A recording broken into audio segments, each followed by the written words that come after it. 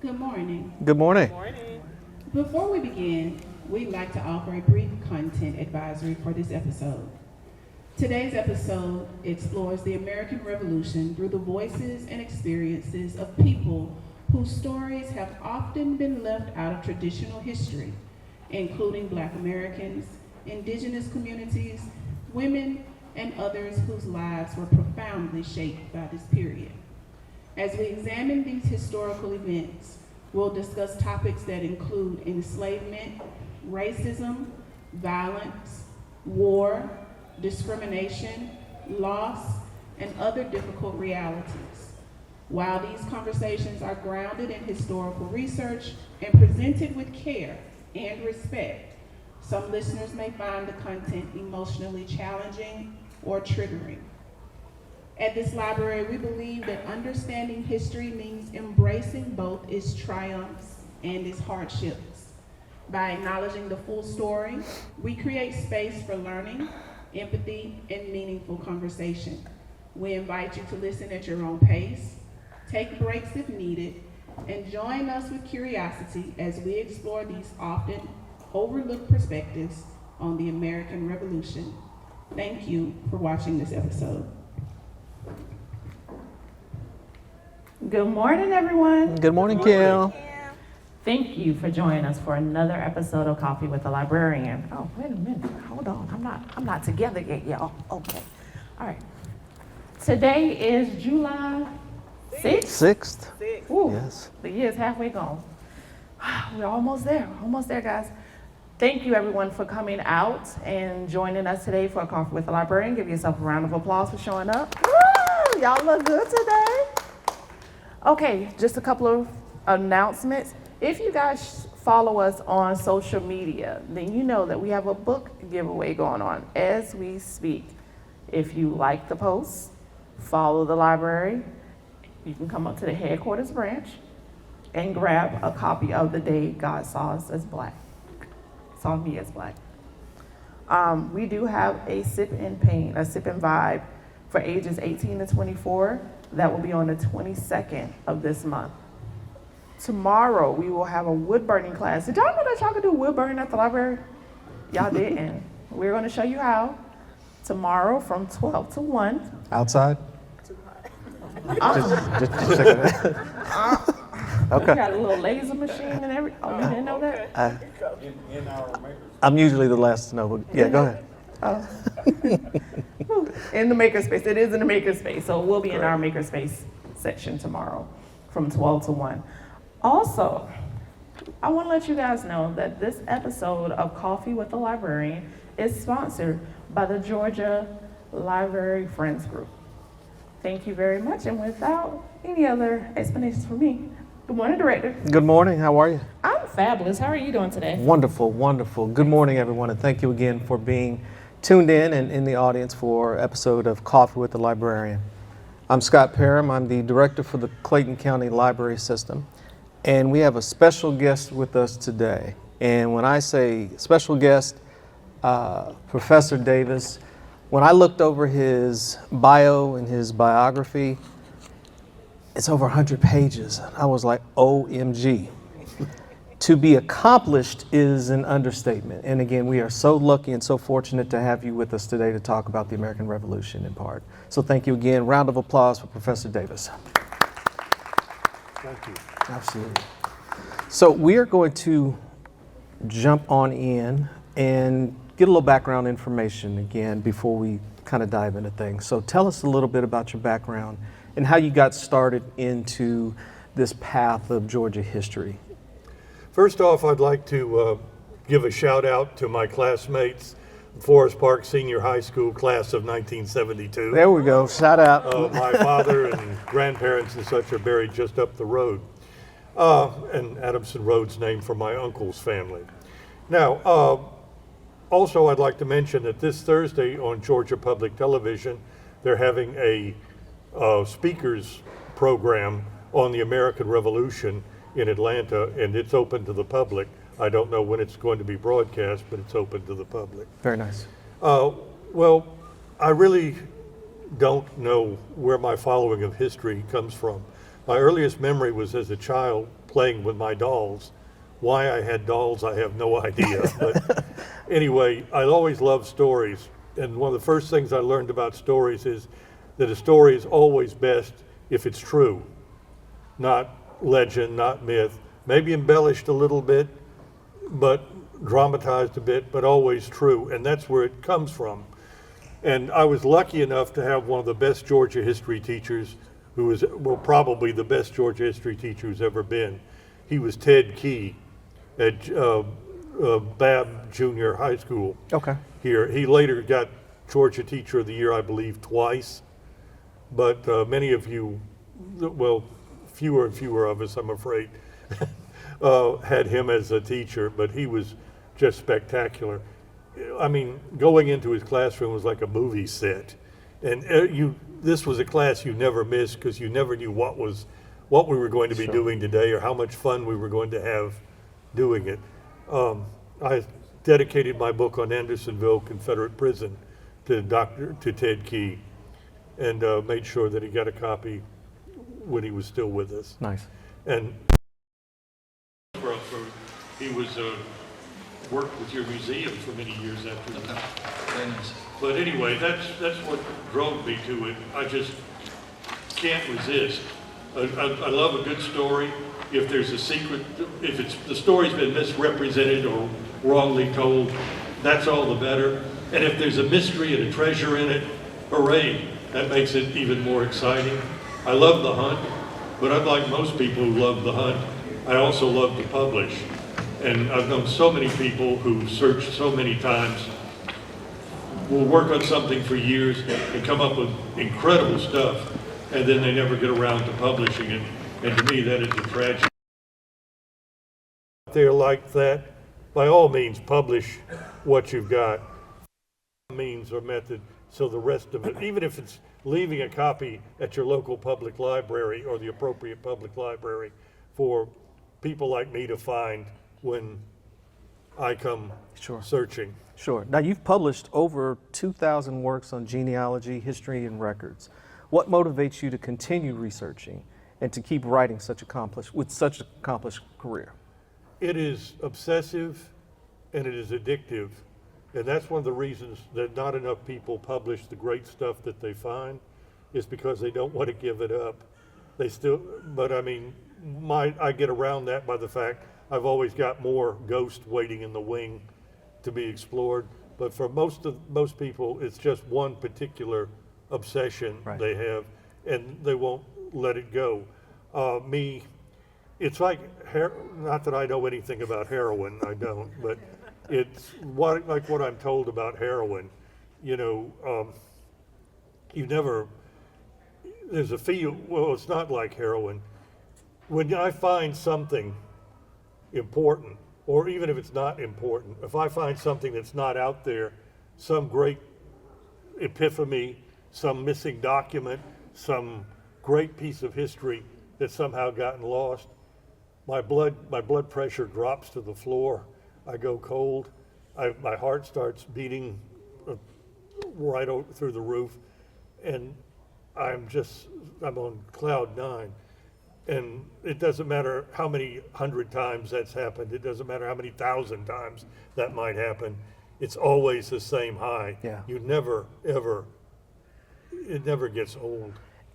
How difficult do you find, once you have discovered the answer to something, to let it go and to go to a new topic or a new mystery, I guess I'll say? Well, the answer is I never let it go. Okay. I mean, I publish it, yes. In fact, I've been doing this so long, I actually have a system for publishing things. I publish articles in local genealogical and historical publications. I publish them in professional publications, like the Georgia Historical Quarterly. I have an article on Austin Dabney, Georgia's Black Revolutionary War hero, that will be in the August issue of the Georgia Historical Quarterly. And then on top of that, I then use the essay again in other publication opportunities that arise. And I have a dream of putting more of this stuff in collections of my essays when I really retire. And if I don't do that, at least do it as a book. As in the case of Austin Dabney, I'm finishing a manuscript biography of his life, and I should have had it out to a publisher 2 years ago, but I keep finding things, and I keep being distracted by things like George's 250th. Sure.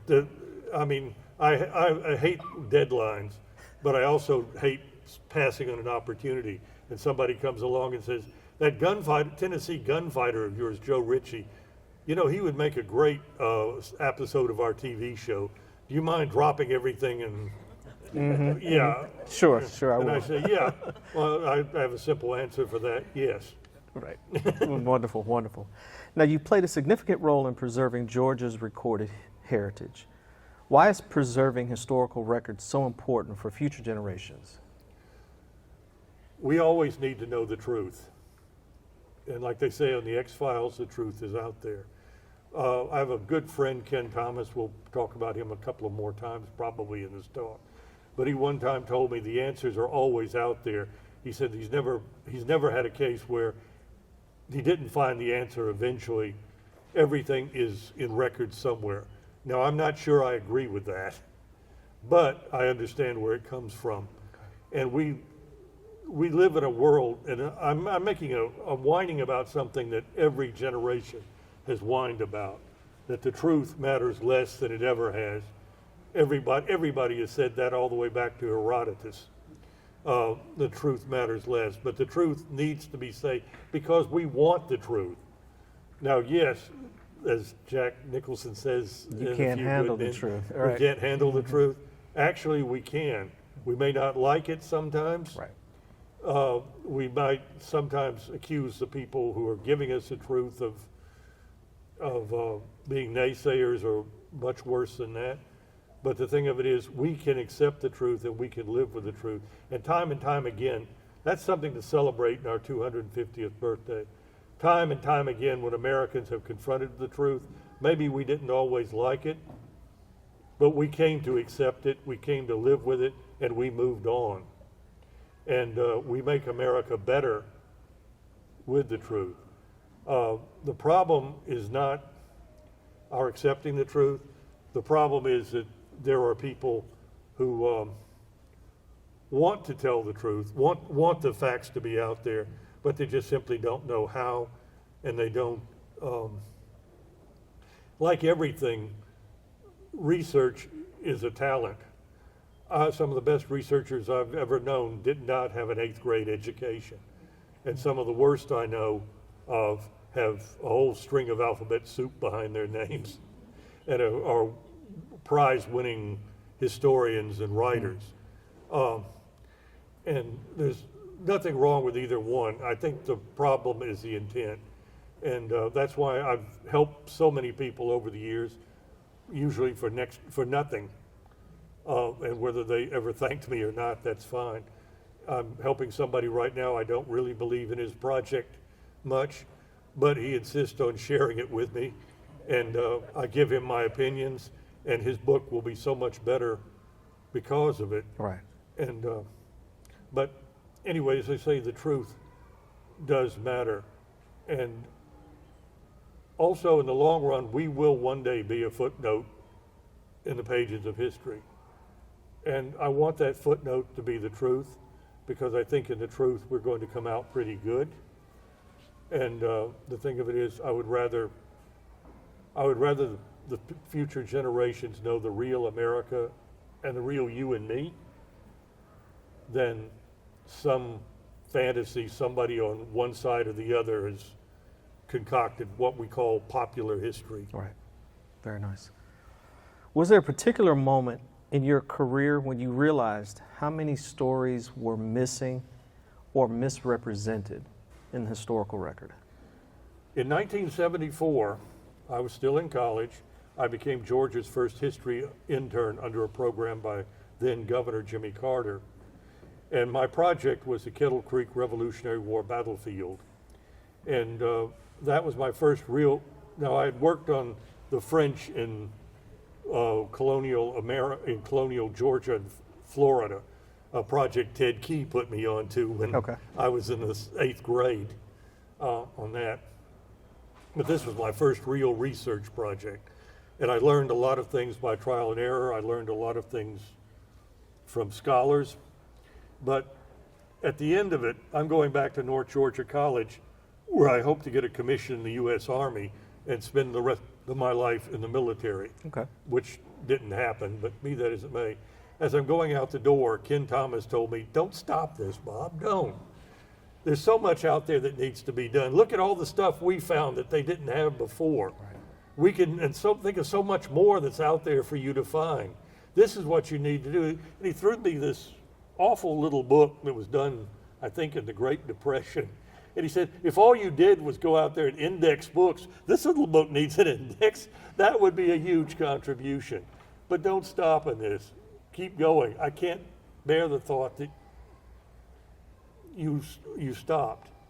And that's it. Now, within a couple of years after that, my entire life fell apart. And I'm not going to go into that. That's why ruin a pretty day. But everything goes wrong, and I'm in a bar somewhere drinking to my troubles. And at the other end of the bar was a Greek goddess, Clio, the goddess of history. And she's looking at me and she says, "Been in town long, sailor?" And the two of us have been together ever since.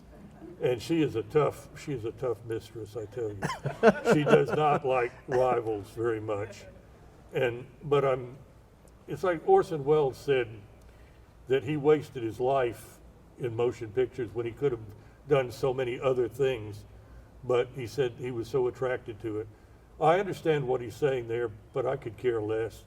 I love what I do, and if somebody else thinks that this is a waste of time or effort, well, that's their problem. It's my honor and privilege. And Thank you. When most people think of the American Revolution, they picture famous figures like George Washington or Thomas Jefferson. How has historical research changed our understanding of who actually participated? The bicentennial 50 years ago was horrible. This country was in so much trouble that the National Lampoon published an article that said, "What if you had a birthday party and nobody came?" And not the least of what was wrong was American history. We did not have the internet in those days. We did not have the quality of scholarship that we have today. We just had secondhand material, popular history that was regurgitated over and over again. Thanks to the civil rights movement, we were looking now at Native Americans and African Americans and women and so many groups that were not looked at before, but this was too little and too late for the bicentennial.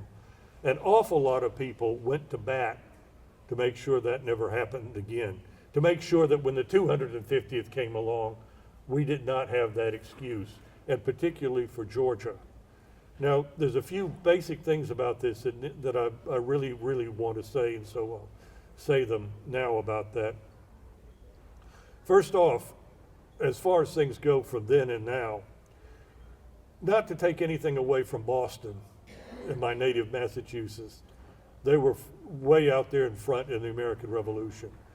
But each of the 12 colonies and Delaware found its own way to independence, to the United States. Each found their own way. Each has their own story to tell. And not one of those 11 colonies in Delaware was following Massachusetts. Maybe inspired by Massachusetts, but not following. Each was going their own way. Revolutions are like that. No man wakes up, no Thomas Paine wakes up one morning, or John Adams, or Thomas Jefferson, and says, "We're going to have a revolution today." Revolutions create themselves from economic and social conditions, and then they go out and find their Thomas Jeffersons and their John Adams and their Martin Luther King Jr.'s and their Barack Obamas, etc. And that's one of the things we've been able to do from Georgia 250, thanks to the Georgia Trust for Historic Preservation and the Georgia Public Television and so many others, is we have, in the last 50 years, we have found Georgia's history in the Revolution. And if we were behind Boston in the Revolution, we were right behind them Okay. on that. And on that, I want to mention an awful lot of people worked very hard in the last 50 years to to find that past. People like Herb Robertson and Ed Cashin, the late Gordon B. Smith, among others. I would say the late Hardy Jackson, but he's still with us. Hi, Hardy. But anyway, a number of people worked to make that happen. And then secondly, I want to say that one of the biggest secrets, and it still isn't well known, I don't care if you're black or white, I don't care if you're a Native American, I don't care if you're an immigrant, I don't care if you're a woman. In 1776, everyone decided for themselves their path forward, their path into the future, into independence. And I think the United States right now is at that same crossroads again. And that has been overlooked. We may have been inspired, we may have been led by John Hancock and Benjamin Franklin and George Washington, etc. But it was an individual decision of everyone. And that kind of becomes complicated and confuses a lot of people. People want to say, well, the only African American participation in the American Revolution was escaping the tyranny of slavery to freedom in the British camps. That's not true. The African Americans, yes, they were looking for independence. Some of them were looking for their future, the same way every white person was and every Native American was. And some of those African Americans saw their future as the same families that owned them and enslaved. Austin Dabney was a slave all the way through the American Revolution. He was only freed by the state of Georgia. And after he was freed, he did not go back to the family that enslaved him, even though his master was probably his biological father. No, he went to live with a white family that rescued him from the battlefield when he was left for dead. And he lived with them as a free man for the rest of his life. And he's buried beside his guardian. Austin Dabney died, was buried by his guardian. His guardian was buried next to him. Austin Dabney had known the person who became his guardian ever since he was born. Okay. And they're buried side by side now in Zebulon. And what is so cool about that is nobody knows who's in which grave. And some people said, well, we could do some DNA tests. And I said, why? On that. And then there were African Americans who joined the Continental Army on the promise of getting their freedom. And there were African Americans who followed their masters into war. And even after their master died, they still stayed they went back to the family that enslaved them and remained enslaved. Old Dick, who was Andrew Pickens' slave, he was with Pickens in the French and Indian Wars, side by side. He was with him all through the American Revolution. And he was with Andrew Pickens to the day he died. And there were two people on Pickens' plantation, extensive plantation, you did not question, you did not cross. One of them was Andrew Pickens himself, Major General Andrew Pickens himself, and second, the other was Old Dick. You did not cross either one of them because they were essentially the same person. They had that kind of friendship. What I'm trying to say is, if you're looking for simple answers, these are the bad guys, these are the good guys, these are evil, these are good, these people are wrong, these people are right.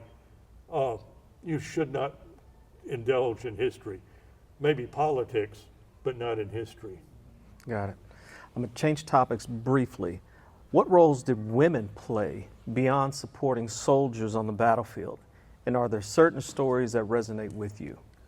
All right, women were the most critical element of the American Revolution. I'm not an anthropologist, but this is one of the many things that I discovered when I did the research. You can go into research one of two ways, and that is to learn from what's already published, or for taking what's already published and learning from it not learning of it, but learning from it. And so it was in the case of women. The American Revolution, like almost every other war, or any war that's fought over territory at least, involves families. The families of the people who settled there. And at the time of the American Revolution, the families were headed by women. Whether you were black, whether you were white, whether you were Native American, the women headed the family. So if you want to take over you want to take over Georgia, then you don't drive out the Patriot soldiers. You drive out the families. In other words, you drive out the women. And there's so many horrible stories like that from the American Revolution, and particularly from Georgia. Georgia was the only one of the 13 states where every single part of Georgia was devastated by the war. Homes were burned. It was so bad by the end of the war, there's a cynical joke in the South that murdering unarmed prisoners of war was called granting a Georgia parole. It was that brutal. And it was even more brutal to women because women were largely defenseless. Now, the legendary Nancy Hart was about as defenseless as a rattlesnake. But the point being, her experience, if it happened, was somewhat different. Margaret Strozier, even before the American Revolution on the frontier, men would just men like Daniel Boone would leave their wives and children behind for years at a time. They would only come by long enough to breed, and then they were off again to Kentucky or Florida or wherever. And that happened. Her husband left her for as long as 2 years. And when the Tories came and burned her house down and left her and her 7 children out in the wilderness by themselves, she had to take them, and they had to cross South Carolina to North Carolina to find her husband, Peter Strozier, and rejoin him there with nothing but their wits to save them. Even Elijah Clark, the famous Georgia frontiersman, when he leads 700 people, men, women, children, black and white, to safety after Wilkes County is burned to the ground by the Loyalists, he doesn't bring his wife and children. One of the great mysteries I probably will never know. He left them behind.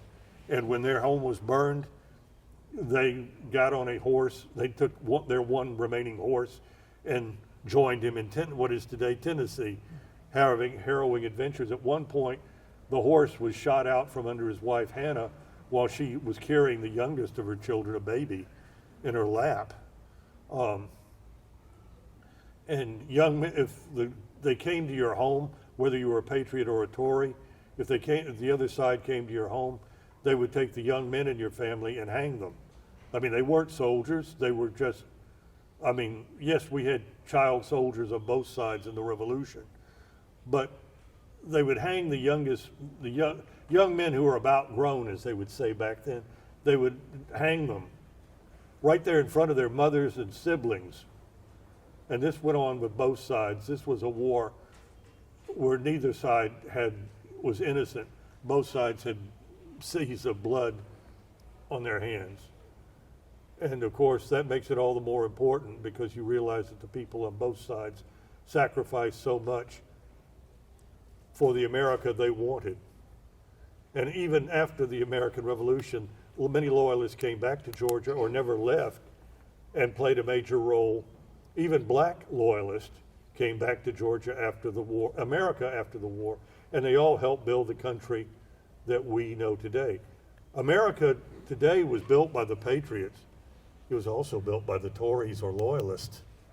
And it was built by the British, and it was built by the Africans, and it was built by the Native Americans. And so let's not leave anybody out for the 250th celebration. Sure. How did enslaved and free African Americans interpret the Revolution's ideals of liberty? And what roles did other minority groups play? You mentioned, again, the totality or the whole picture. That's an excellent question. And one of the great misunderstandings is, well, most women could not read and write, and most women were pretty much chained to the cabin raising kids and whatever. And of course, they were slaves, and the slaves couldn't read and write either, and therefore the slaves didn't know what was going on, even the Native Americans, etc. And that's all BS. everybody talked, whether you could read or write or not. Everybody talked. Everybody knew what was going on. Thomas Jefferson believed that black people were too stupid to understand things like revolution and high ideas, despite the fact that his Monticello plantation was ran by black people, not by him. Right. He was just the owner. They were the CEOs, if you would, and they were the one. Anyway, there are numerous examples of this. I heard something last night that was just great, and it really hit on point, and that is when the Declaration of Independence comes out, almost immediately Black America sends a response, and women in America send a response that is published in the revolutionary newspapers, and Loyalist America sends out a response too. When basically it's, what about me? You're talking about independence, you're talking about freedom. Are you talking about us? Right. And how can you possibly talk about freedom for rich old white men, or rich young white men, if you would, and you're not talking about freedom for everyone? The Declaration of Independence says all men are created equal. And men, in that context of English, means all people, male and female. That's since the next line. And they are endowed by their Creator. They meaning men and women. You're saying all men, so that means me too, even if I'm a woman, even if I'm an Indian, even if I'm black. And this is all appearing. And as Benjamin Franklin pointed out, the Iroquois Confederation had a constitution more than a century before the United States had one. Wow. In fact, he famously said, when we couldn't agree on a constitution, he said, if a bunch of, and he knew what he was saying when he said this, when he said, when a bunch of ignorant savages can come together and find a constitution they can live by, why can't a bunch of educated white men like you? Now, Benjamin Franklin did not regard Indians as savages or ignorant, but he was saying that to make a point. Sure. Got it.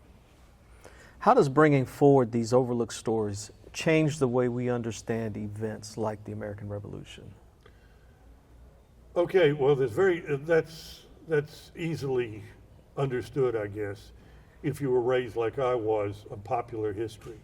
In popular history, there is Bunker Hill, and there is Saratoga in the middle, and there's Yorktown at the end.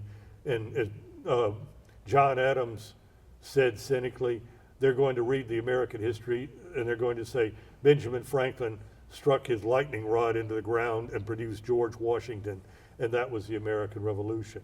Adams, even then, realized he was going to be written out of the history, and even more so, poor old John Hancock, and so many others. But you can imagine, no revolution is fought by a few people at the top. I don't care whose revolution it is. It's the people beneath them, the little guy, if you would. And this was even true of the American Civil War. If you really want to know the truth, you really want to understand the revolution, like the American Civil War, the Civil Rights Movement, the American Revolution, the French Revolution, you study the individual. That's what European history teaches us. Look for the people, and people, everybody, or people individually.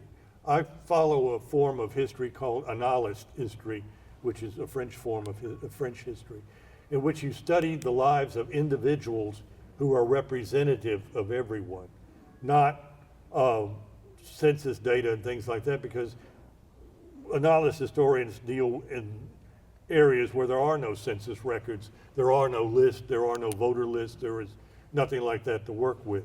It's just individual biography. And by the way, there's a wonderful publication, it's free and it's online, it's called Journal of the American Revolution.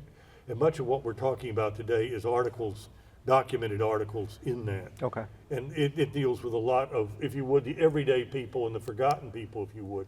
But it's the forgotten people who make it all happen. And it's their decision. Continental Congress, okay, a few days ago we celebrated that the Continental Congress got together and voted for independence. That's a lie. That didn't happen. The poor old Continental Congress was so badly divided and so scared and so conservative, they never did anything unless it's a question of yes or no, or better yet, now or never. They were bombarded with petitions from all over the 13 entities, if you would, demanding that they declare independence. And some places went ahead and declared independence without them. And at that moment, New York was falling to the British. George Washington's army barely survived, and they had no reason to believe anything was going to get better. So the question was, now or never, yes or no? And pushed into the corner, those very brave men finally said yes. Now, another forgotten piece of history that was particularly important to Georgia in all of this. Near the end of the American Revolution, we had been fighting for almost 8 years, or we've been fighting for 6 years. Thousands of people were dead, homes were burned. Britain was in serious trouble. The United States was in serious trouble. And an idea was being pushed around. What if we agreed to give up Georgia and South Carolina to the British? They could keep that, and they would grant independence to the other 10 states. This idea was being pushed. Now, if it had happened, then the British would have cut the United States out of the Caribbean. Okay. We would have cut the United States out of the West, Texas and California and all that from our future, from that. And the Georgia delegates to the Continental Congress, they published a pamphlet and they twisted arms and they begged and pleaded. And in the end, it was again a yes or no question. And the Continental Congress, for one of the very few times it showed its backbone, the answer was no. And this is an important fact in all this that's forgotten. Continental Congress said 12 colonies and Delaware got together and formed the United States of America. And we're always going to be the United States of America. We will never be separated again, no matter what. And King George III Rex is not going to separate us. John C. Calhoun is not going to separate us. President Jefferson Finis Davis is not going to separate us.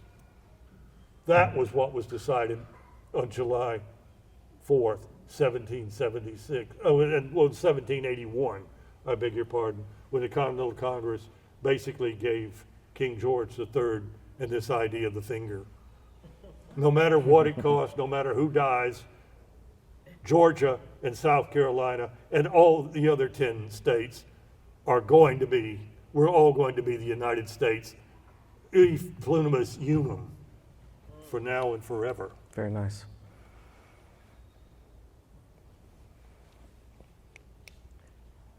Does that sentiment remain today? Yes. I see a lot of controversial things going on television right now, and I don't care to get into them, but time and time again, I see somebody making a decision I disagree with, or a lot of people disagree with, and I say to myself, you've got to step back and look at the big picture. If they don't do this, are they going to still be relevant tomorrow?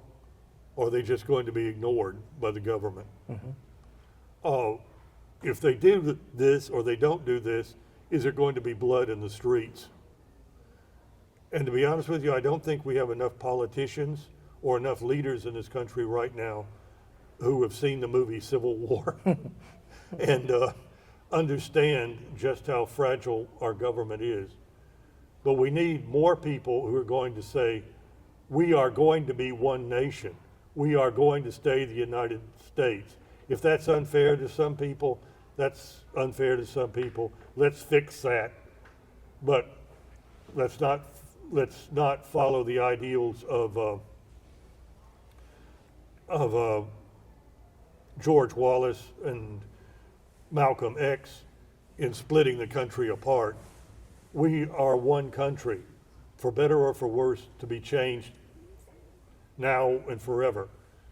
And like I said, some people are having to make very tough decisions. Just before we started, I was talking about if by a terrible mistake I became president of the United States, whose portrait would I hang in my Oval Office?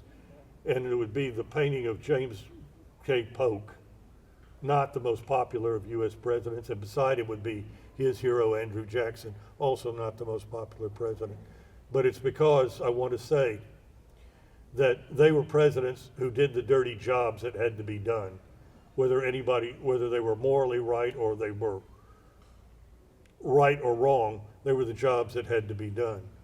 And we need more people who are going to make the right decision. However, if you don't like something in this country, by all means protest, and I'll probably be standing right behind you, shouting you on. Yes, ma'am. Nice. Hello, and thank you for this talk. I kind of heard a little bit of toward the end, and I do appreciate all of that. I know that I am a part of America because I've been here, my ancestors have been here, so I'm American, Black American, of course. But I wanted you to speak to Juneteenth. Doing what, ma'am? I'm half. Doing what? If we can, we're going to leave some room for question and answers once I get through my questions. If you don't mind, and we can, okay, yeah, we're going to open the floor up and yes, okay, wonderful. Do you feel a responsibility as a historian to correct popular myths, even when they're widely accepted or celebrated?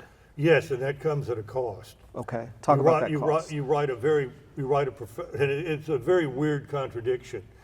History is the only PhD where you're expected to write something absolutely new, Okay. and even if it contradicts history. But at the same time, you have to run your dissertation past a committee who are going to say, well, I studied under so-and-so, and he's sacred, and you don't question so-and-so, and whatever. And many a time, I've had to write something where I'm not openly contradicting the facts, but I'm overtly contradicting the facts and the popular opinion. One way of doing this is not to say, by the way, all these historians over the last 100 years are full of it. Here's the truth. Instead, you just start out like everybody knew this was the truth to begin with. Okay.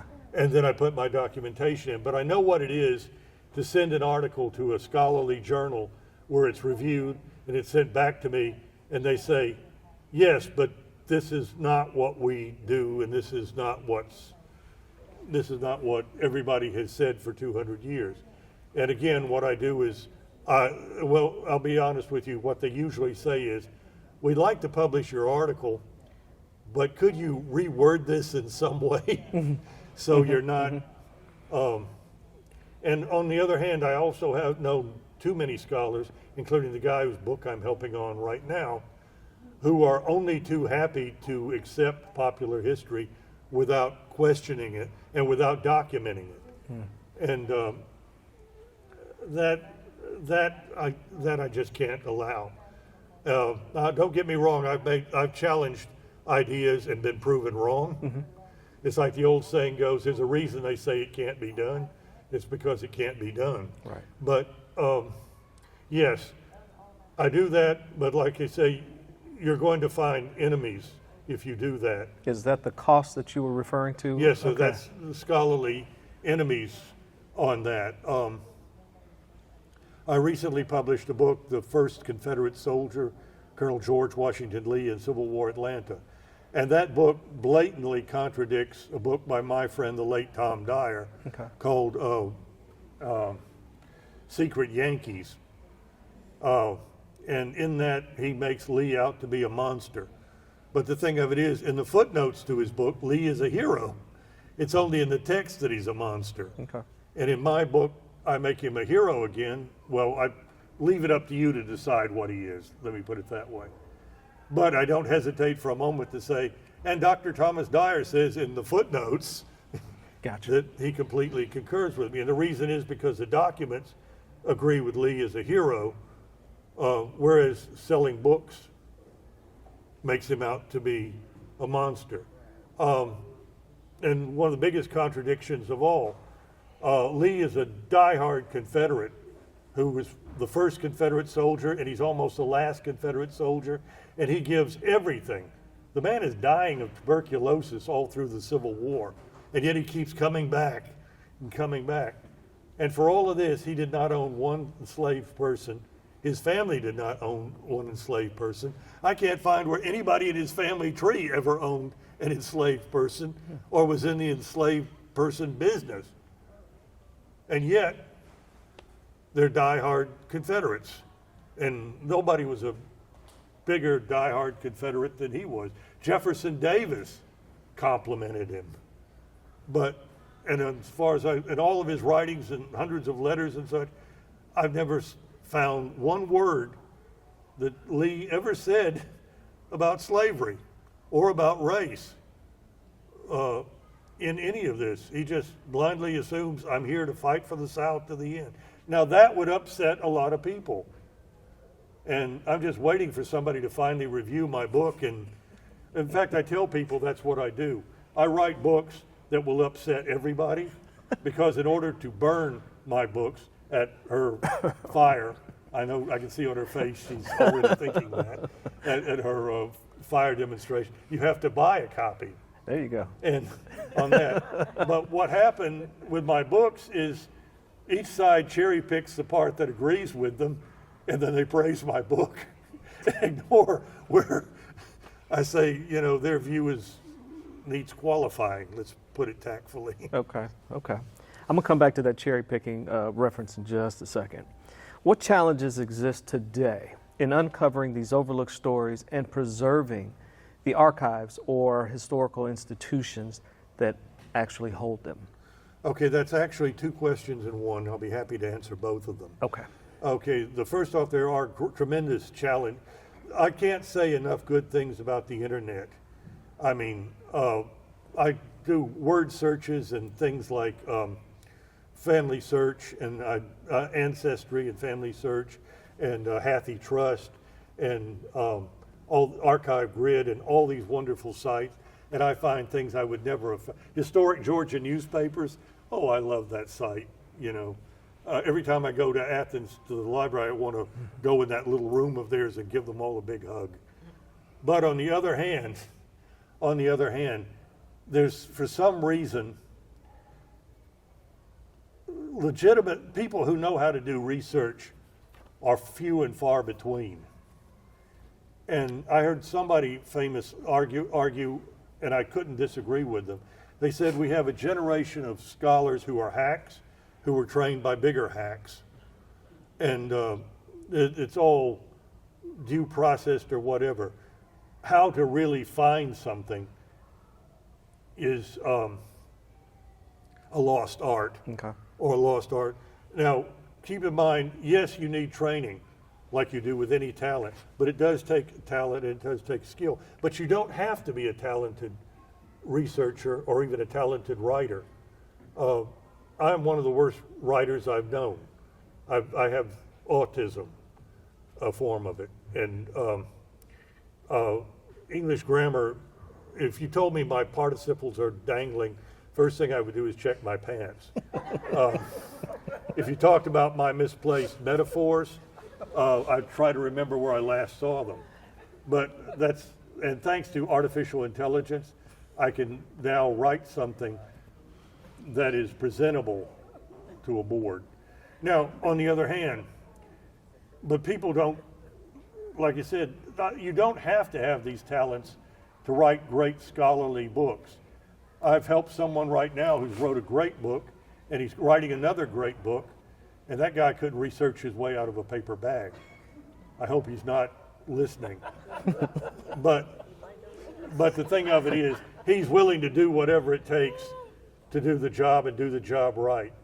And so what I'm trying to say, but the thing of it is, not everybody has researchers to help them. People who can, they don't have mentors. When I was coming along, there were people like Dr. E. Merton Coulter and others, and Albert Sane, who would sit down with a graduate student. They knew how to do research. They would teach this graduate student how to do that, Right. and they create a new generation. We don't have those people anymore. Now, as far as manuscripts and archives goes, we're in a real bind there. Fewer and fewer people use libraries. Fewer and fewer people are reading. Fewer and fewer people are buying books. Fewer and fewer people are reading books and discussing what's in them. Fewer and fewer people are members of book clubs and exchanging ideas, or even better, writers clubs where they're writing. Lots of people are still writing lots of good books in any form you want. Nonfiction, history, historical fiction, Truman Capote's nonfiction novels. All this, plenty of people are writing, but fewer people are reading them, fewer people are checking them out of the library. And some librarians, looking at their budgets and knowing they have to appear before a budget committee somewhere, are taking drastic actions. Just the other day, I learned of another Georgia library that threw out their local history collection. The fileful just tossed them out. And they're not, I know of a major Georgia library, won't name names, or two major Georgia libraries, I won't name their names, they had these wonderful old card catalogs where people would write information on the cards, and they threw them out. And one of them was just blunt to me. They said, well, the staff couldn't figure out the abbreviations, so we just threw them out. And we have more libraries. Another library I heard the other day, they gave up their special collections. They gave it to a university archive. On the other hand, I also heard the other day of a university archive where you have to make an appointment to use the archive because they don't have enough interest to have somebody have the archive open any other time. More archives than libraries. It is getting harder and harder to save precious documents. And then on top of that, we have the problem of people out there, they watch these TV shows, and I don't exactly follow what the problem is, but they show Antique Roadshow, American Pickers, whatever, and they see all these documents and whatever, and they're worth all this money. So instead of donating them to the university or to a library with a special collection, Auction. they're holding on to them. And then there are other people who are just throwing them out. One of the greatest books ever done in Georgia history was by a man named Robert Manson Myers. I knew him. Okay. Talk about somebody who couldn't write his way out of a paper bag, or research for that matter. But nonetheless, he did a spectacular book called Children of Pride. One day he's in an English department in Maryland where he's a professor, and one of his colleagues comes in and says, I inherited this attic full of old letters. Should I just throw them out, or are they worth something? And he said, let me see them. And she showed him some of them. He knew what she had. He saved those letters. They're now at the University of Georgia. And not only that, but he tracked down all the family members, and some of them still had other letters. Oh, wow. And he brought them all together. And if you haven't read Children of Pride, you need to. It's the Jones family of coastal Georgia, and they would be in the same room together and write letters to each other. No telling what these people would have done if they'd had tweets. But I mean, and they saved every scrap, every letter, and they're great writers and well educated and engrossing. You can take Children of Pride and just stick. It's one of those books you can stick your finger anywhere in the book and just start reading, and you can't put it down. Got it. Very nice. The 250th anniversary of the American Revolution just passed us. That should not stop our thirst for knowledge. What stories or voices do you hope to continue to receive greater attention? That's a good question. I've done a tremendous amount on African American history. Okay. I've done some important things in women's history. I've done some important work in Native American history. And to be honest, I don't give a fig for any of those groups as far as an historian. I love Georgia history, and they are all major parts of Georgia history, and that's why I wrote on them. And I hope I wrote on them fairly, like I hope I write fairly on everybody, including the con men and murderers that I've written about over time. But the one thing that that's all taught me over 50 years is there's so much more out there to be found. There was a man named Lyman C. Draper, and for 50 years in the 1800s, he gathered every scrap of paper he could about the frontier South. Why? Nobody knows. He was from Vermont. and he lived in Madison, Wisconsin. But this was his passion. Okay. Out of all that, he published one book, Kings Mountain and Its Heroes. Why?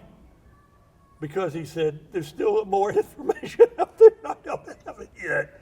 I don't, my friend, the late Gordon Smith, before he died, he published a number of books.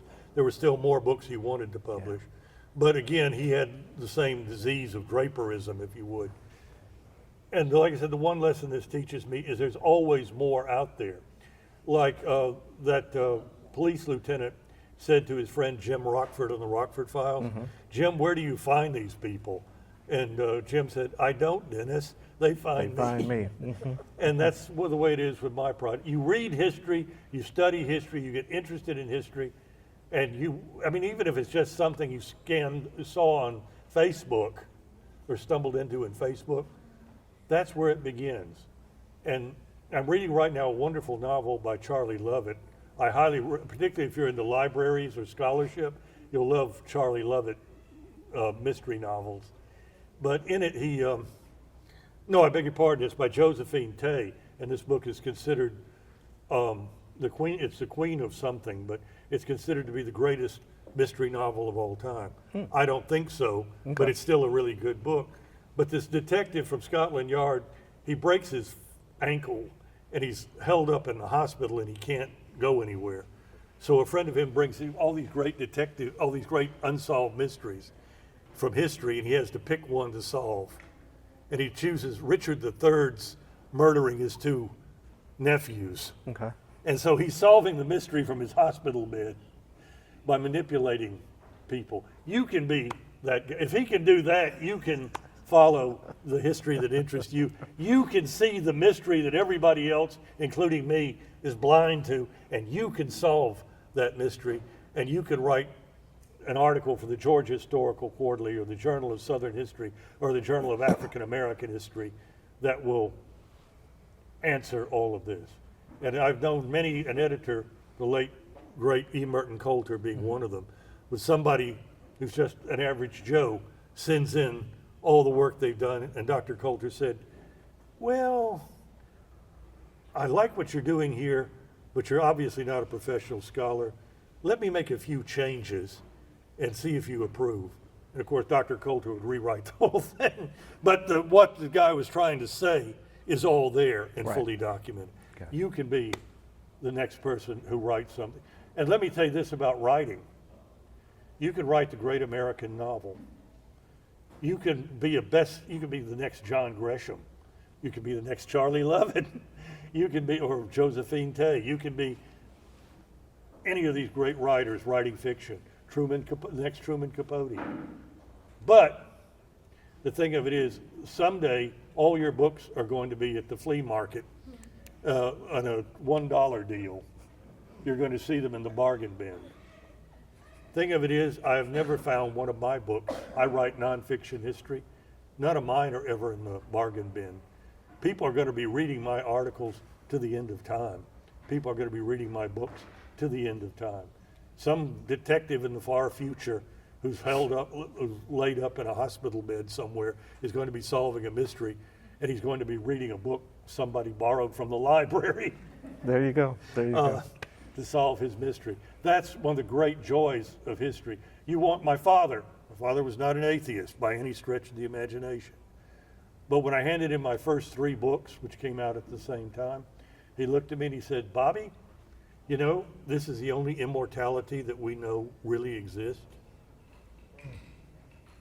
And those words have hung with me ever since. Nice. Perfect piggyback to that. Is there a historical mystery you're still hoping to solve? Yes, and I've been trying to think of which one to talk about. which one? There was a man named Ebenezer Smith Platt. He came to Georgia before the American Revolution. He joins our patriot cause. He takes a sailing ship to the Caribbean to get gunpowder. There he is arrested. He is sent to London. He's held in Newgate Prison as a traitor, and he's likely going to be the first American executed for treason for supporting the American Revolution.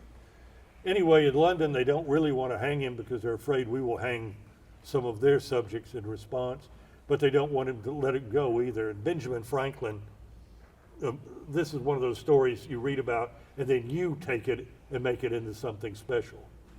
Okay, like Perry White tells Clark Kent, a good reporter doesn't get good stories. A good reporter makes stories good. Got it. Anyway, poor old Ebenezer Smith, the last record I have of him is he's begging Congress for money from Philadelphia. I'd like to know what finally happened to him. His family would like to know what Sure. finally happened to him. But anyway, I've got a whole trunk full of mysteries like that that really aren't going to. I'm proud to say all the major mysteries I've tackled, I'm satisfied with the answer. But there are little ones, and even if they don't mean anything to anybody but me, Sure. they still mean it to me. Sure. Last question. Sure. What accomplishment are you most proud of? Well, there's two answers to that, and both of them have more to do with me than this. One has more to do. There was a con man. His name was Robert A. Crawford. He opened the first slave market in Atlanta, and his grandson spent 40 years trying to figure out where Crawford came from. He first shows up in Butts County, Georgia in 1849. Okay. And this guy was just absolutely incredible, the things that he got into. But nobody, his grandson, who even interviewed the last living people who knew this guy, could not find anything before he couldn't find anything before 1860 on this guy. I couldn't find anything on him before 1849. And I had all these resources his grandson never had, and I still couldn't find him.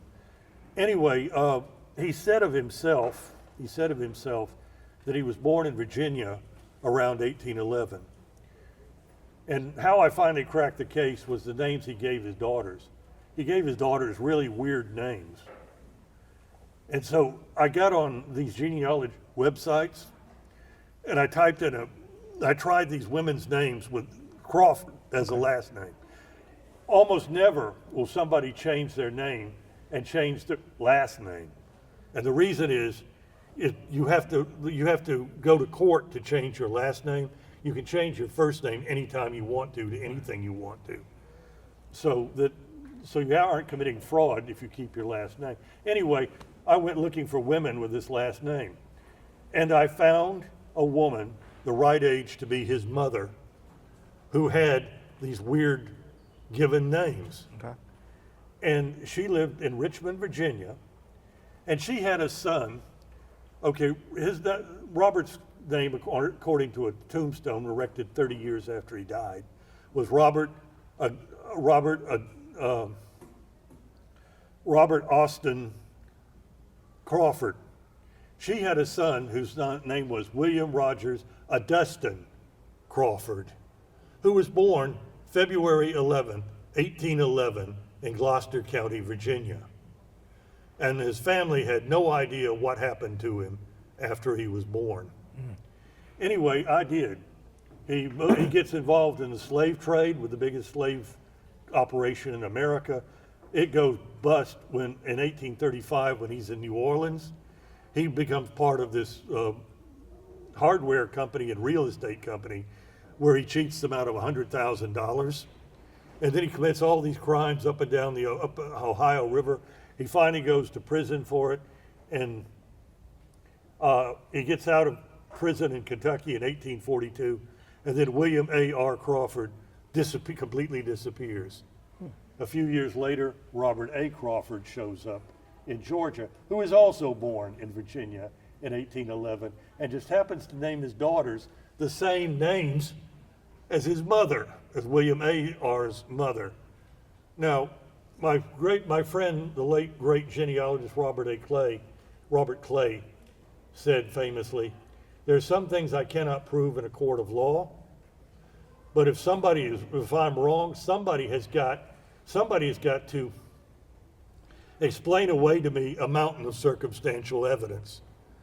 And sometimes that's as close to the truth as you're going to get. Now, my proudest accomplishment, there was a book that finally figuring out after all these years who that guy was. But the other accomplishment, there was a book published in 1775, so appropriate for today's meeting, in England, and it was called American Husbandry. And it was written by a man who only called himself an American. And in this book, he describes each of the British colonies in the New World and their economic benefits. And what he's basically saying in this book, and the book only had one book review, and we don't even know who the book reviewer was, of course not. But in that, he said, this traitor is trying to tell us to be patient with the Americans, to back off, to compromise, when the Americans have made that impossible. Okay. In other words, what he's saying is the author of American Husbandry says, Britain and America have every reason for everybody to step back, take a breath, calm down, and then let's work together for a new arrangement where we can continue to a bright future with the British Empire and the American colonies side by side, shoulder by shoulder, partner by partner. All right, for over 240 years, no one knew who wrote the book. And this is one of the great literary mysteries of all time. Well, I was interested in it because the very first article I ever published was a chapter from that book. And it's about this planter in Georgia who's writing a letter, and he says, I have a plantation of 6,240 acres, 30 miles north of Augusta. And from my house, I can see the river, but there's a creek by my plantation where you can sail a canoe up and all of this stuff. And he goes into this. I personally have been on both sides of the Atlantic many times, the author writes. Okay, I checked every Georgian I could think of who might possibly qualify. Nobody fit. And then one day, a good friend of mine, Ferris Cadle in Savannah, he writes to me and says, you know, Bob, I've been thinking about your article on American husbandry, and two things come to mind. First off, there has to be something wrong in those letters, because nobody fits all the details that he gives on himself. So there's a lie in there somewhere. And if you can figure out what the lie is, you'll find your man. And he said the second thing is this. If he didn't keep saying all through the letter that he's in Georgia, he could have been in South Carolina. Because if you go 30 miles north from Augusta, you're in South Carolina. So I take out my ruler, and 30 miles north of Augusta is Long Cane Creek. South Carolina has this wonderful index to all their land grant records. It's not just indexed by people, but also by creeks. So I just looked up Long Cane Creek, and sure enough, there was a man named Jean-Louis Garvey who had got a grant for 5,240 acres. Now you're saying, close but no cigar. I go to the South Carolina records, and he acquires by deed and land grant. Guess how many additional acres? 1,000. Tell me that's a coincidence. Then I look up Jean-Louis Garvey, who's a huge hero in South Carolina. He was a Huguenot soldier of fortune who worked for a man named Richard Oswald. And he was Oswald's gopher on both sides of the Atlantic and had visited all the cities that the man who wrote the letter had visited. Okay, so now I know who's writing the letter that's published in the book, and that the person lied about being in Georgia when they were really in South Carolina. Okay, how does that get me closer to the book? I took a look at Richard Oswald. Richard Oswald was one of the richest men in the world. And he had this dream. And his dream was he was going to create this huge settlement of Protestant Germans in the South Carolina backcountry. The 6,200 actually belonged to him. And although he later willed it to Garvey and his business partner in the slave trade, Henry Lawrence. Okay, all that's going there. Anyway, I looked up Richard Oswald. Now, there are only a handful of people in the world who could have written American Husbandry. And every one of them had been eliminated by earlier researchers. None of them fit. There was always something wrong. Richard Oswald's hobby was agriculture. He owned every book that was ever written on agriculture. On top of that, remember the author of that book, An American? Mm-hmm.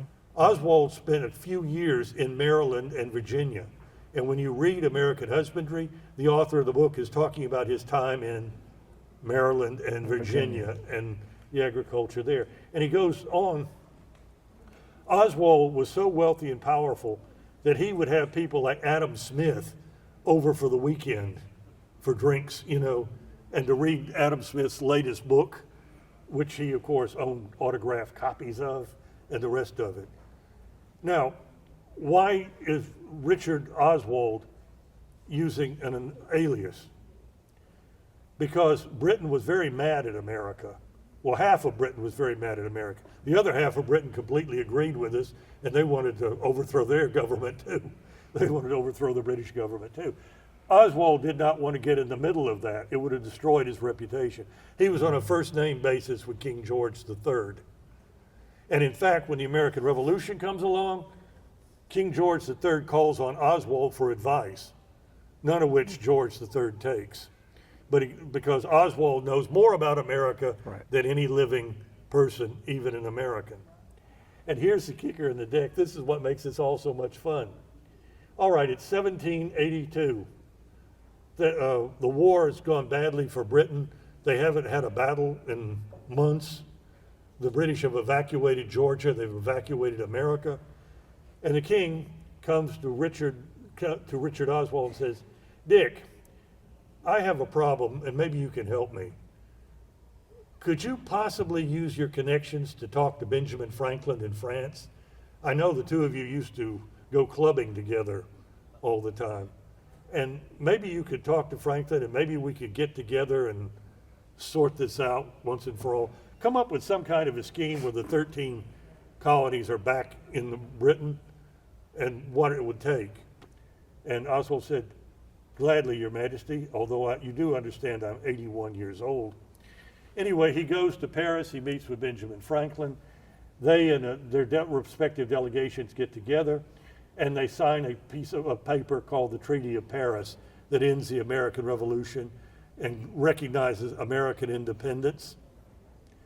And anyway, Oswald would never have been sent to Paris if the king knew he had written American Husbandry. Sure. We have a secret founding father in this country. There are 7 men who are regarded as the founding fathers of this country. Now there's 8. And we had a secret founding father. A secret founding father. Anyway, I put that out there, and all sorts of scholars have attacked me and such, and they said, you didn't absolutely prove it. And they say, and this is my favorite line in all of scholarship, I don't think you're right. Now, why is that my favorite line? Because anytime I hear somebody say, I don't think you're right, they never say anything more after that. They never question my conclusions, my documentation. They just say, I don't think you're right. Let me explain that to you in common English, not scholarship talk. In common English, that means, you found it and I didn't. Very nice. Thank you so much. You're very Thank you so welcome. much. Well, that concludes the questions that I had for us. I'm sure we have plenty of questions in the audience, and are there any questions online, Kim, that we can? All right, about the lady who asked about Juneteenth. I feel the same way about Juneteenth as I do about Kwanzaa and a lot of other holidays. You don't really need, it's like the Mad Hatter talks about when he's singing about have a happy unbirthday. I mean, you have 364 unbirthdays a year that go uncelebrated. The thing of it is, it's not the date that counts. I mean, we scholars can argue over what date should or should not be counted. For example, July 4th. John Adams said, we will celebrate this holiday for all times with sports and fireworks and picnics and barbecues and beer. And he said, forever, July 2nd. And of course, it's July 4th. And it doesn't really matter what, the point is what it is you're celebrating, not the day that you celebrate it on. And why you are celebrating it. Ma'am? Yeah. And why you do celebrate it. Absolutely. That was my Absolutely. point, because I thought it was pretty cool Yeah. when you were talking about, Now, take my ancestors, for example. Every full moon, the Druids used to burn people alive in wicker baskets. Okay, but you don't need a full moon to do that. You know, be wild and crazy. Do you have another question? there was one other thing, Chris, you said if you were president and you named somebody, and I said, was this actual person, or you said he would be just finish that for me. 'Cause Okay, let me you named a- explain about that. When you become president of the United States, and I'm sure you would be a fine one, but when you become president of the United States, you move certain portraits into your Oval Office, and these are the presidents you most admire. And the ones I would put there, these are presidents that every time you're at the famous desk there, you're at the famous desk, you look up, they're there to remind you of why you were there. And the three presidents I would choose would be James K. Polk, Andrew Jackson, Eisenhower, and probably Truman. And all of those presidents are controversial, and each of those presidents are not somebody's cup of tea. But the reason is that we have to, when you hold a job of responsibility, those four presidents did the dirty jobs nobody else would do or could do. The responsibility fell to them. And they knew that what they were doing would be condemned for all time by some people and hopefully not celebrated without qualification by everybody else. Truman dropped the atomic bomb.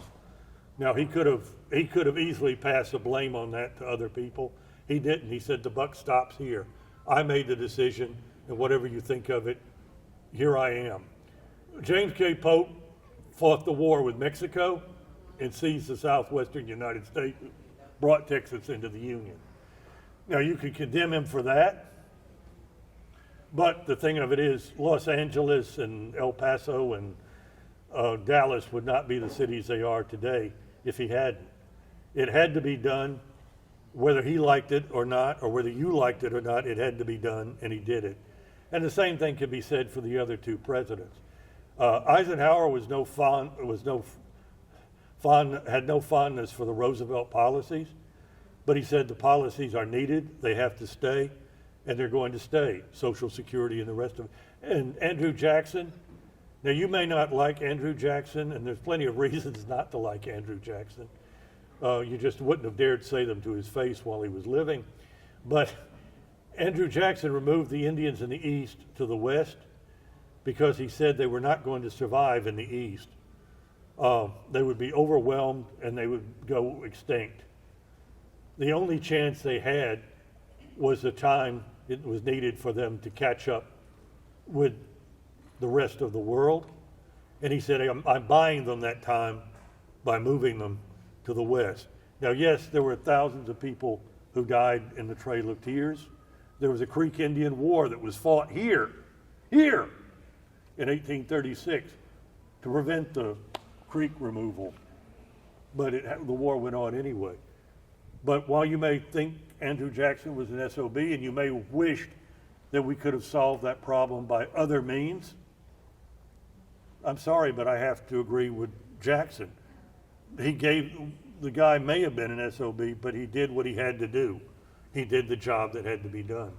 And if you ever hold a real job, a real responsibility, that's a bridge you're going to have to cross too.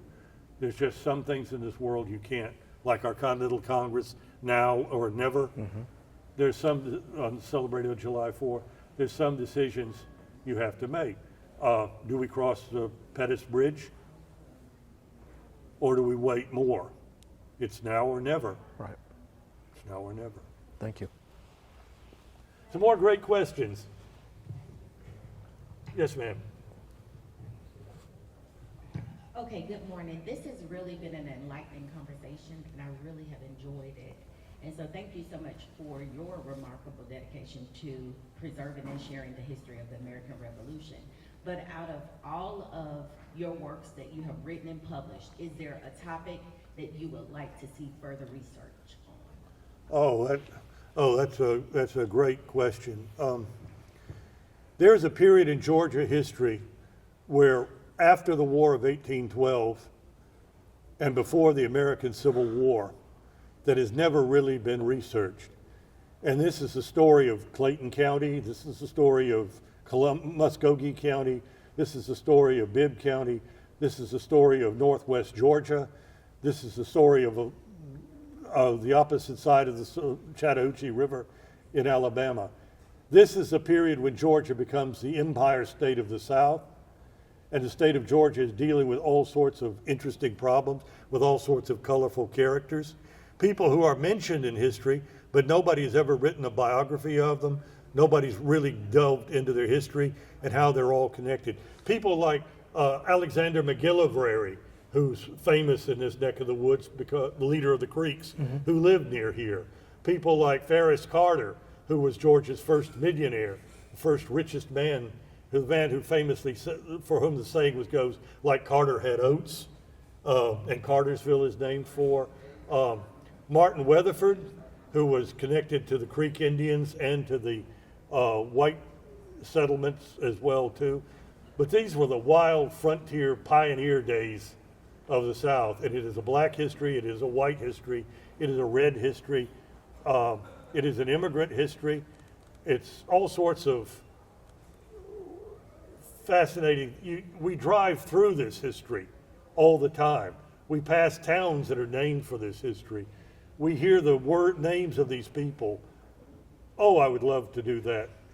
But maybe if I ever really can retire, I've got all these projects that just have to be done. And I'm including a biography of Austin Dabney, the Black Georgia Revolutionary War pensioner. I have to finish those. I've gone too far on them not to. But if I ever have the time, maybe I will start these, and maybe somebody will say, and Bob's last work was on his deathbed, he was polishing it up. We have another question, Pat? Yeah, actually not a question, just basically a statement. I am very fortunate to live in the grand city of Jonesboro, in the city limits, and I know you probably know the history of it up one side and down the other. Our city became incorporated in 1859. I have had the pleasure of serving 13 years, former councilwoman in the city of Jonesboro. The city itself is rich, very rich in history, and I have also had the pleasure I knew Ted Key, and he was quite the gentleman, and he was part of our history in the city of Jonesboro. From the many times he was a docent at Stately Oaks, he knew the history of the Civil War. He knew the history of every skirmish within the city of Jonesboro. And so thank you for acknowledging him, because he was quite the individual historian for Clayton County as well as for the city of Jonesboro. And our city continues to be rich in history. Recently, within the past 2 years, our Rosenwald School, right in the city of Jonesboro, was restored, and we're very grateful for the continued history that we have in our city and throughout Clayton County. And I want to thank you for being here today, because you have certainly opened a lot of eyes and a lot of hearts with the message that you have shared with us today. Thank you, sir. Well, you're very welcome. And a fun fact about Ted Key, he was not from Georgia, he was from Florida. And in fact, everyone who's ever written a great history of Georgia was not from Georgia, with the exception of C.C. Jones, who was from, I believe, the coastal Georgia. But Georgian, the people, nobody loves a place's history more than an outsider who comes to love it, instead of someone who's born here and taken it for granted. And that's one of the reasons to be a great history teacher like Ted Key, who brings in the local history with everything else, is that it inspires people who actually live here to develop a love for their local history. When somebody who's from out of state or born out of state or whatever tells you what a wonderful history you have, and you want to all the more so because you're from here or you're from there. I used to tell people, they'd say, well, Bob, you've written so many wonderful articles on this county or that county, and why, how, and whatever. And I said, well, I used to think I was so blessed because I would move around from one county to another and then accidentally discover all this fabulous history needed to be published. And then one day, dummy that I am, it suddenly hit me. Every county has great history and things that need to be published. It's just they don't have somebody there who realizes this and is going to go out and find it, a Ted Key, if you would, to go out and find it and publish it and such. And that's something I also very much bemoan, is the passing of the local historian. And I've known many great ones over the years. These are the people who knew everybody and everything, and they might be a bit cantankerous, but once they knew what you were there for, you had a friend for life. Very true. Very true. We have one last question. Okay.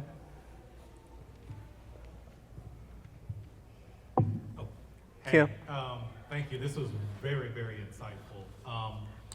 With the way that people access information and knowledge now with AI and Google and the internet, do you see the role of the library changing, and how does that affect our community?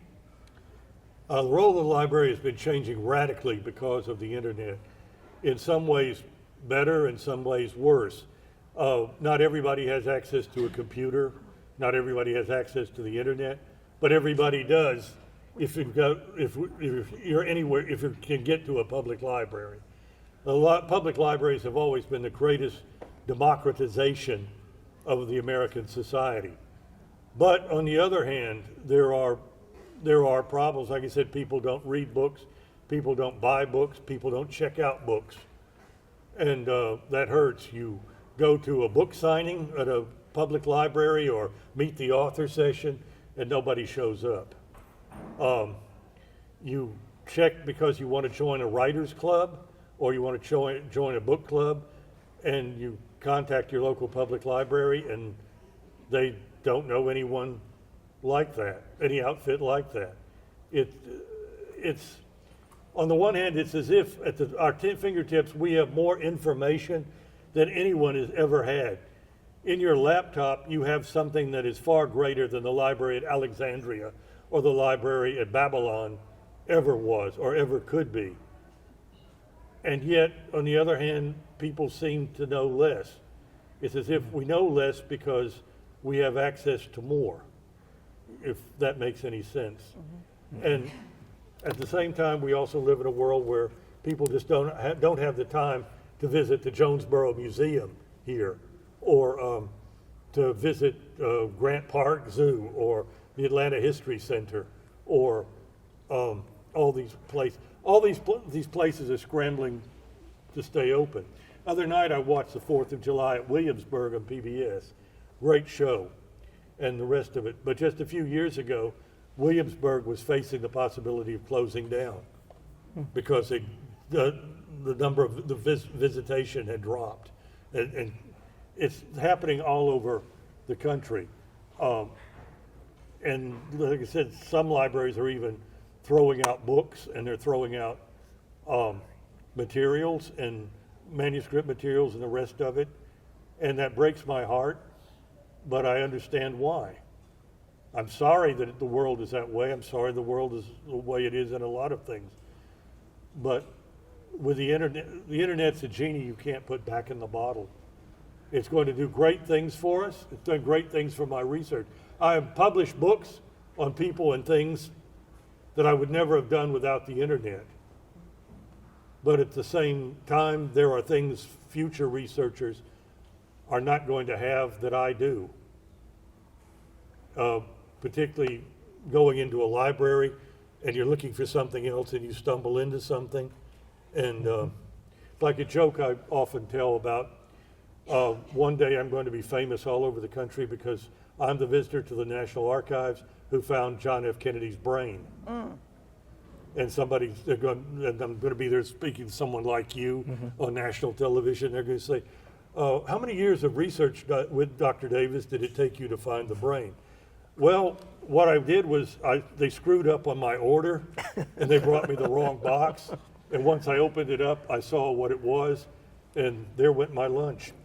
But the thing of it is, and this is, forgive my arrogance in this, but it takes two things to find something really great. One is to find something really great, and the second thing is to be able to recognize that it's something great. Like that antique dealer years ago who was removing the backing from an old painting, and he found one of the original printed copies of the Declaration of Independence. That was worth $2.5 million, I think. But, you know, a lot of other people, they would have just tossed it in the trash, not knowing what it was. It's true value, yeah. And so we also risk a lot there because the less we know about history, the less we appreciate the history around us, and the less we appreciate documents that are still in grandma's attic or something like my grandmother, after her death, left my sisters this hideous green. My grandmother lived here in Forest Park. This hideous green glass stuff. I dearly loved my grandmother, and she was a Native American, and she had absolutely no taste whatsoever. But she was the best grandmother anybody ever had. But she left my sisters this green, hideous green glass. And my sister was going to a St. Patrick's Day party at the church, and she didn't know what other than Irish whiskey, which you wouldn't take to the church. Anyway, she made guacamole and put it in the green bowl. And this antique dealer comes up to her and says, "What are you doing here? I mean, serving guacamole in this." And my sister said, "What?" He said, "This is Irish Depression glass. It's worth a fortune." Of course, my grandmother bought it when it was worth next to nothing. So little of it has survived. And so like I say, it is a question of finding great things because you're looking for something, even if it's not that. Right. But it's also being able to recognize it. And fewer people recognize the value of the history around them, or the documents in their library, or history when it confronts them, the valuable history that confronts them. Yeah. And we can talk, John, we can talk further about that. Thank you. This has been a very enlightening, very engaging conversation today. So, Professor Davis, thank you so much for being with us today. You're very welcome. Thank you.